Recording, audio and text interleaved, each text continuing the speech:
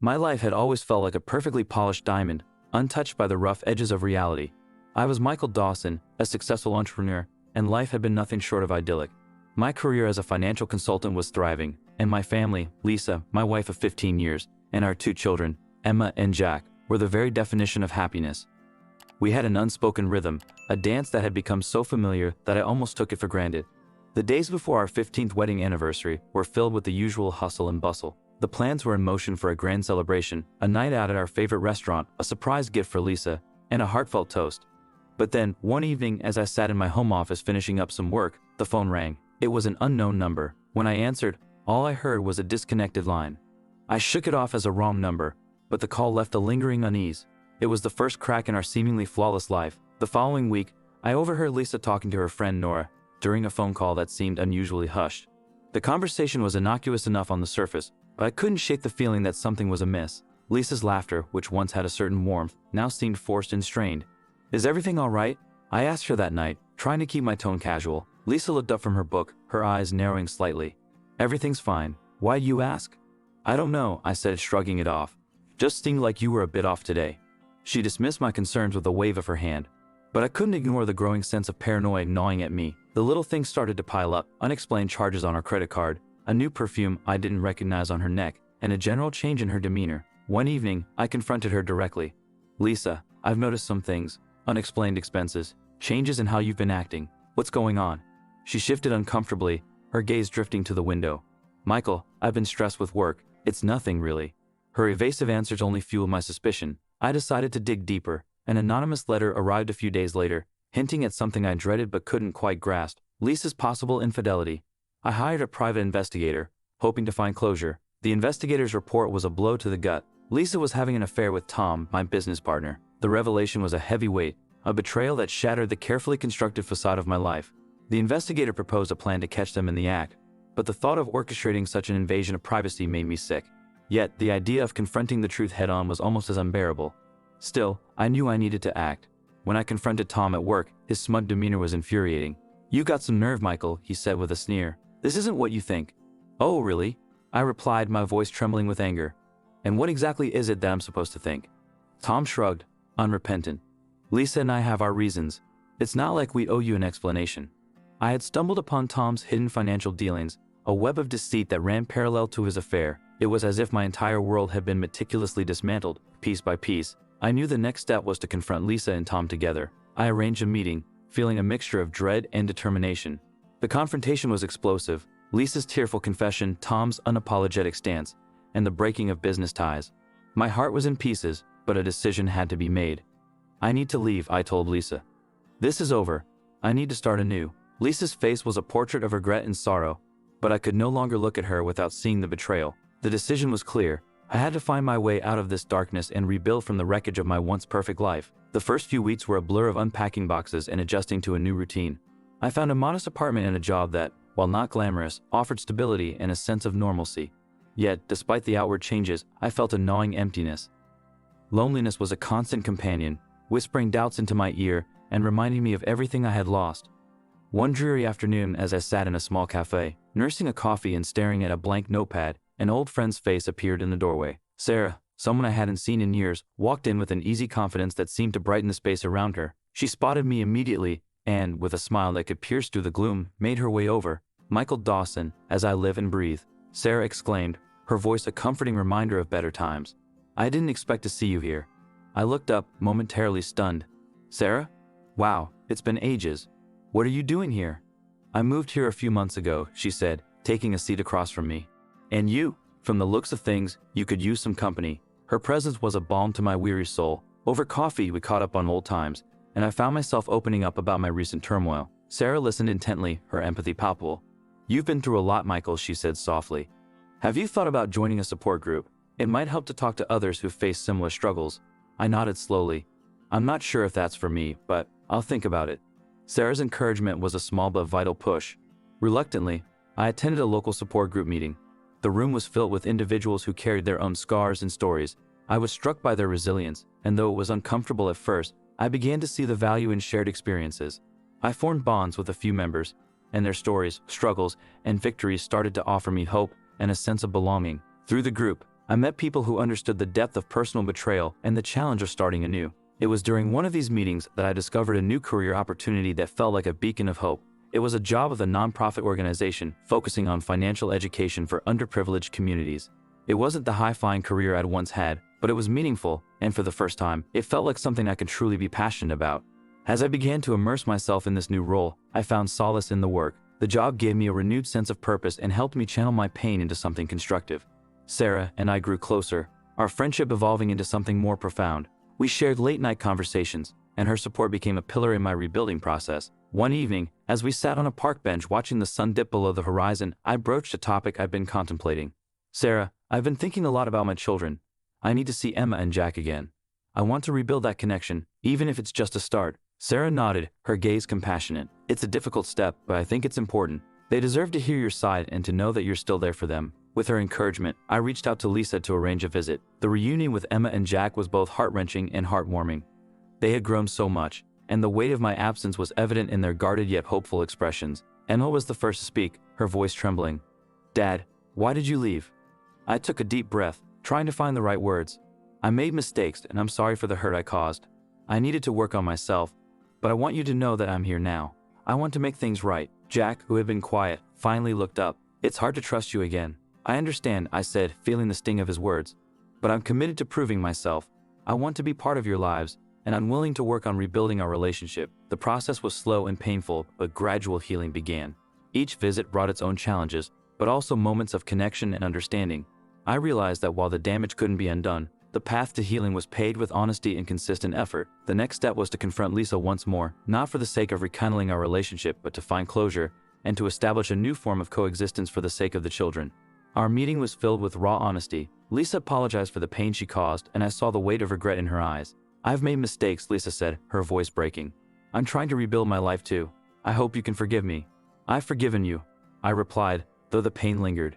But forgiveness doesn't mean forgetting. We need to co-parent and move forward for Emma and Jack's sake. The news about my health came as a crushing blow. It was a routine checkup, a simple follow-up to my recent health issues, and then the words came, "Michael, we found something concerning." My world tilted on its axis as the doctor explained the diagnosis, a chronic condition that would require ongoing treatment and management. At first, denial was my refuge. "It can't be right," I said, my voice trembling. "I've been feeling fine. There must be some mistake." The doctor's expression was kind but firm. "I understand this is difficult, but the tests are conclusive. We need to start treatment as soon as possible." Sarah, who had been my rock throughout the turmoil of the past year, was a steady presence at my side. Her support was unwavering, even as the news hit her just as hard. We spent hours in silence, trying to process the gravity of the situation. Her hand squeezed mine gently, a silent pledge of solidarity. "I'm here for you, Michael," she said softly. "Whatever you need, we'll face this together." Determined to make the most of the time I had, I threw myself into my work and the support group. The people I met in the group were extraordinary. Their strength and resilience were both humbling and inspiring. Hearing their stories of battling illness and finding hope helped me reframe my own situation. One evening, as we gathered in our usual meeting space, I shared my feelings of fear and uncertainty. "I feel like everything I've worked for is slipping through my fingers. How do you cope with the feeling of losing control?" John, a fellow member who had been dealing with a similar condition for years, looked at me with understanding eyes. "It's not about controlling everything. It's about finding a new normal. You focus on what you can control, your attitude, your actions, and your support system. You'll adapt just like the rest of us." Sarah took this to heart and decided to organize a charity event for awareness and support. Her enthusiasm was infectious, and the event became a focal point of hope and action. Planning it together gave me a sense of purpose and a break from my own anxieties. We worked late into the evenings, and I found solace in channeling my energy into something positive. During the event, as I watched people come together to support a cause close to my heart, I was reminded of the power of community. Sarah's efforts were incredible, and the event's success provided a much-needed boost to my spirits. But even amidst the celebrations, the reality of my condition was a constant undercurrent. I had to navigate the complexities of treatment while maintaining a semblance of normalcy in my professional and personal life. One afternoon, as we were going over the event's success and future plans, Sarah's gaze was filled with concern. "How are you really holding up, Michael? I know you're putting on a brave face, but I can see you're struggling." I took a deep breath, struggling to balance my desire to protect her from worry with my own need to be honest. "It's tough. There are days when I feel like I'm on the edge, but having you in this support group helps. I'm trying to stay positive. It's a constant battle." Sarah reached out, her eyes soft with empathy. "We'll face it together. Remember, it's okay to have those moments of vulnerability. You don't have to be strong all the time." Her words were a balm to my frayed nerves. I was learning to accept my vulnerability, to embrace the support around me. The road ahead was uncertain, but I was determined to make the most of it. My health battles became a lens through which I reevaluated my life and relationships. As I continued to balance treatment with my responsibilities, I found moments of joy and progress. My children's milestones, Emma's graduation and Jack's achievements in sports, were beacons of hope and pride. I wanted to be present for these moments to show them that despite the challenges, life could still be filled with meaningful experiences. Sarah and I began discussing our future more openly, envisioning a life together that embraced both the uncertainties and the joys. Our relationship deepened, and her unwavering support became the cornerstone of my resilience. We talked about dreams and plans about the future we wanted to build despite the obstacles. One evening, as we sat on the porch, the setting sun casting a warm glow over us, I reflected on our journey. Sarah, I've been thinking about how much has changed in the past year. It's been hard, but I feel like I'm growing in ways I never expected. Sarah's hand rested gently on mine. Growth often comes from the toughest experiences. You're stronger than you realize, and you've shown incredible resilience. We're moving forward, and that's what matters. My efforts to forge a new path were more than just about survival. They were about making a tangible impact on those around me. With Sarah by my side, we continued to weave our lives together. We made a point of participating in community projects, finding solace and purpose in contributing to causes that resonated with us. One project that particularly stood out was a local initiative aimed at improving financial literacy for underserved communities. It was a cause close to my heart, a way to channel my past experiences into something beneficial.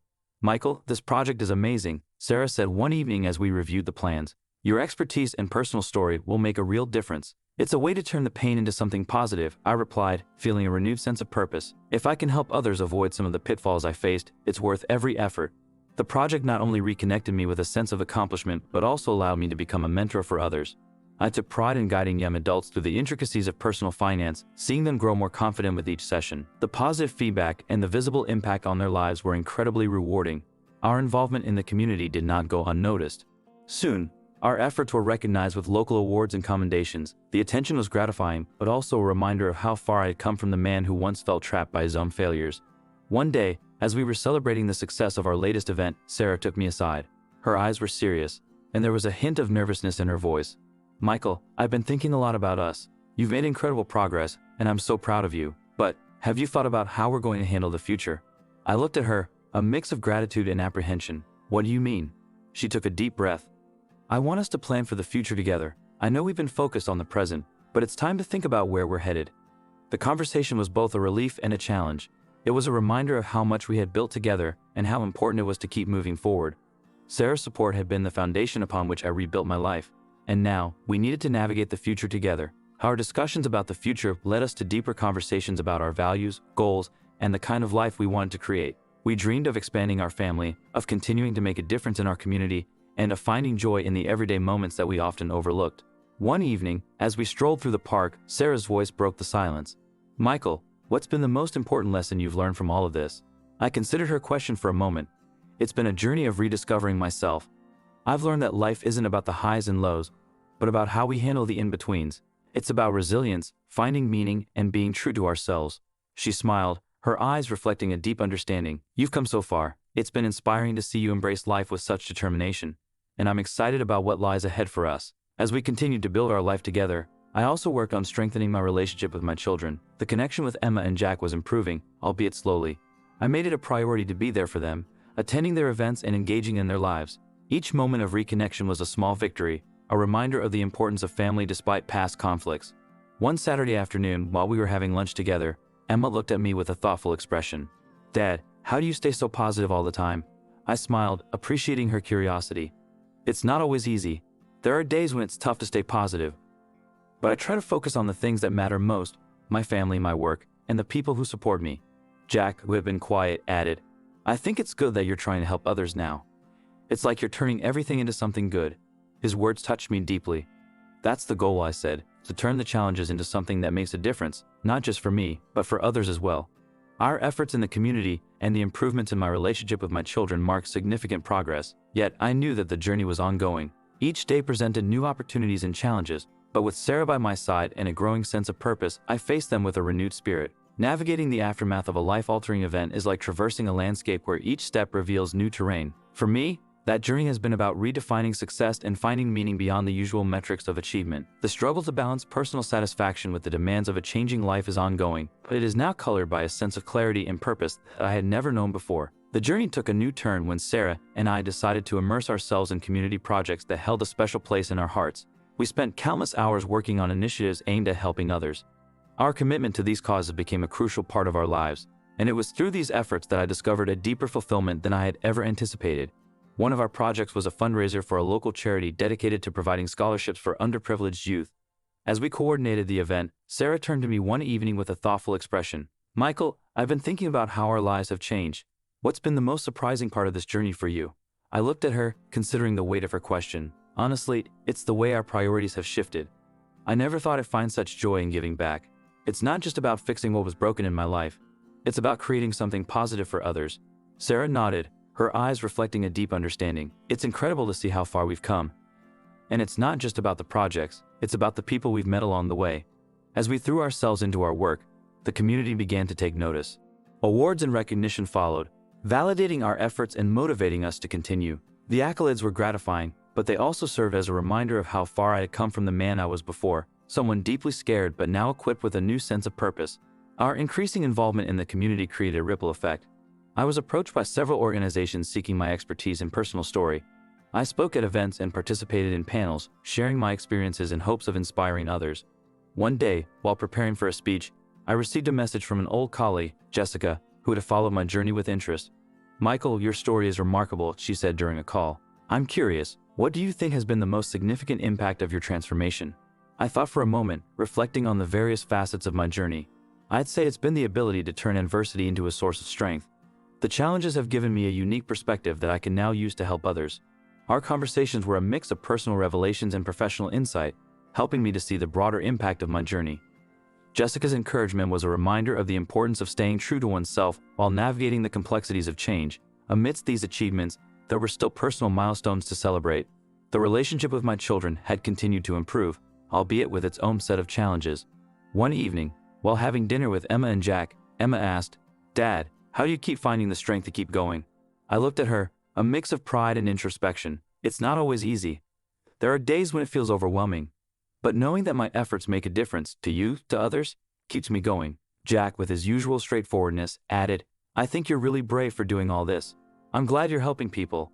His words were a balm to my soul, a reminder of why I had chosen this path. The connection with my children was healing slowly, but it was real, and that was enough for now. As Sarah and I continued to build our life together, we also began to plan for the future. We discussed dreams, aspirations, and the kind of legacy we wanted to leave behind. These conversations often turned to more personal matters, including the possibility of expanding our family. One quiet evening, Sarah turned to me with a hopeful smile. "Michael, have you thought about what the future holds for us beyond the community work?" I met her gaze, feeling a mix of excitement and apprehension. "I have. I think it's time we start thinking about a family of our own. It feels like the right next step." The decision was a significant one, a reflection of our growth and commitment to each other. It was a new chapter, filled with hope and anticipation. Reflecting on our journey, I realized that life is a series of intertwined moments, each one contributing to the mosaic of who we are. The challenges and triumphs, the relationships and personal growth, all played a role in shaping the path we travel. The hope and resilience that guided me through the darkest times now illuminated a future filled with possibilities. Our story was one transformation, a testament to the power of perseverance and the impact of genuine connections. It was a reminder that despite the uncertainties and setbacks, there is always a chance to create a meaningful and fulfilling life.